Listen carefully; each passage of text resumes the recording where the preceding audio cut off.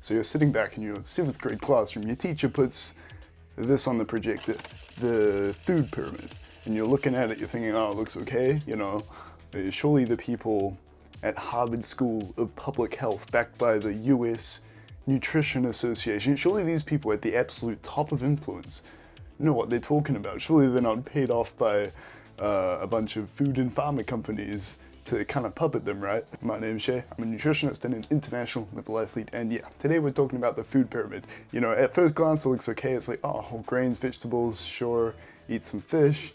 You know, it all looks okay, but there's a few issues here, and by the end I'll outline probably my top 3 changes I would make to this. So I'll quickly touch on the bottom, right? Daily exercise and weight control. This is very important for the general public. We don't touch on it really in the fitness space because everyone's already in shape. They're just trying to look at how to get in better shape. But basically obesity is like pretty much the #1 thing as far as being a risk factor for other things. Like if obesity comes along, pretty much everything falls apart in most cases. And the people that probably made this are really trying to prioritize people not overeating and becoming overweight, which would explain some of the food choices. So for that reason, we'll start with whole grains. Okay, now this is a little bit nuanced, and I want to talk about pesticides quickly. So whole grains and legumes can be very high in glyphosate, which is kind of the main pesticide. It's unfortunate, and I don't want to fearmonger here, but the premise is like, okay, it's okay in smaller amounts, but if we're saying eat a lot of whole grains, it's at the base of the pyramid, we're not eating it in small amounts.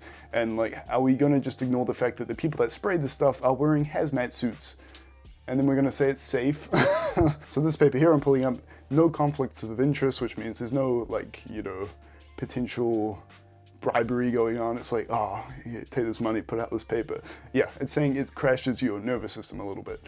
Nervous system damage, which is not good. And then you get the NIH kind of downplaying it, saying, oh, it probably doesn't hurt. It's like, yeah, but you guys are funded, so. And if we look at the top board of advisors for like US nutrition and health, more than half of them are funded by big pharma and big food companies, and they're trying to just make a profit, which means cheaper ingredients, which is generally more, less healthy.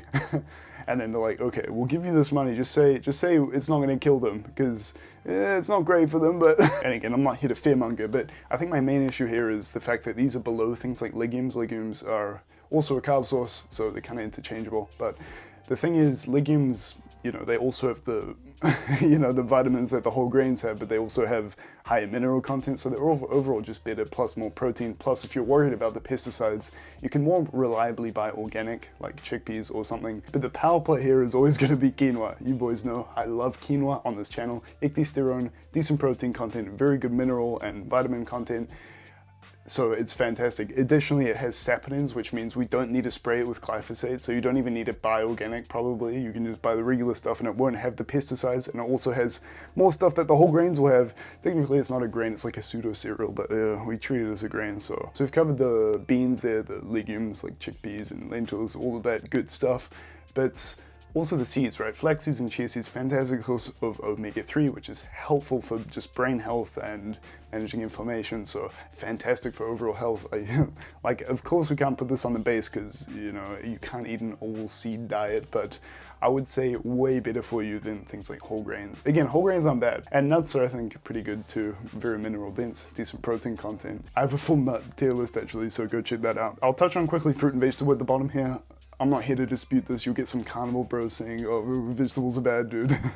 I don't really agree. Basically, these are really high in water and also fiber, so they'll fill you up for less calories, which is really important for just the general population who are like trying to counter obesity. So it kind of makes sense that, because like this is meant to apply to the general public, right? Not people who are like already in shape and just trying to get in better shape, right? So things are a little bit different, but I agree with this. So the healthy fat and oils down here in the middle, and this is where things get a bit interesting. So it has on the right here like the oils that they approve, but issue is they have canola oil, they have soy oil, and they have sunflower oil here, which are all polyunsaturated fats, which are fine. Polyunsaturated fats are actually very good for us, but as soon as we start cooking with them, they kind of fall apart, release all these inflammatory molecules, these free radicals, which damage our health. And I think this circles back to the fact that most of these food producers, as I said, they're trying to cut costs of production, improve their profit margins, which means they want to use the cheapest fat source, which generally is these seed oils. And, you know, it kind of all makes sense that they're funded to say that seed oils are okay, because everyone's saying they're okay now. as far as like the major organizations, but the truth is really not, for the mechanism I just explained. And as well, like we're saying whole foods, less processed foods, but seed oils are very processed, okay? And if seed oils were good, okay, hear me out here. Potatoes, are they good? Sure. Is chicken good for you? You know, sure. These things are both kind of in the base of the pyramid, so surely, right? So why is French fries and deep fried chicken and seed oils bad? If seed oils are good and the foods are good. Hello? Oh, it's because it's missing the skin of the potato. Oh, so deep fried wedges are good? Like, stop it, dude. Stop. Just don't eat the seed oils. Go for olive, go for avocado.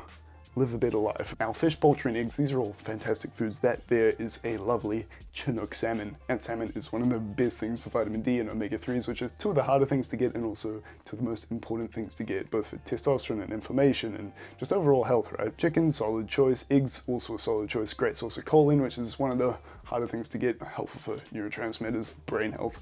But I kind of see where they're going here. You know, most people probably aren't going to have a fish-rich diet, and I guess you don't want to say eat all fish because of the mercury risk, even though things like salmon are going to be low mercury because they're usually, or half the time, in fresh water, and generally smaller fish are low in mercury, but yeah, I'll leave that one there. All things in this little block here are pretty good. I also think dairy is probably the right placing here.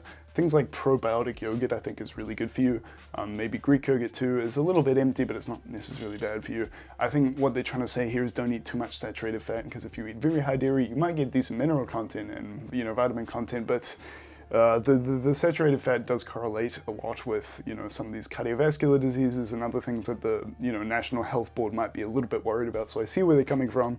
I'm not too afraid of dairy, but I wouldn't eat it like with every meal. Now, the absolute top here. This is where I have a few issues. So let's get salt out of the way, right? We do need salt, particularly if you're very active, to maintain good neuron impulses and not cramp up, and, you know, all the good muscle contraction, blood volume, cardiovascular output.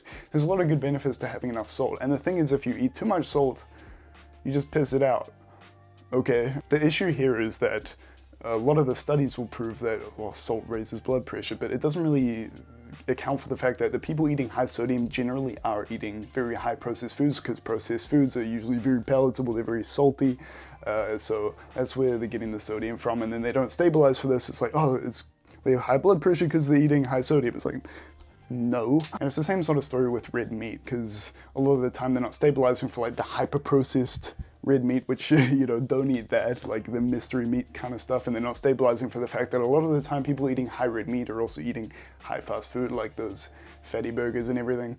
So yeah, salt and the red meat, I'm not afraid of. Red meat is very micronutrient dense, some of the most minerals you're gonna get, and also very bioavailable. And like, to put this beside soda and white bread, like, who?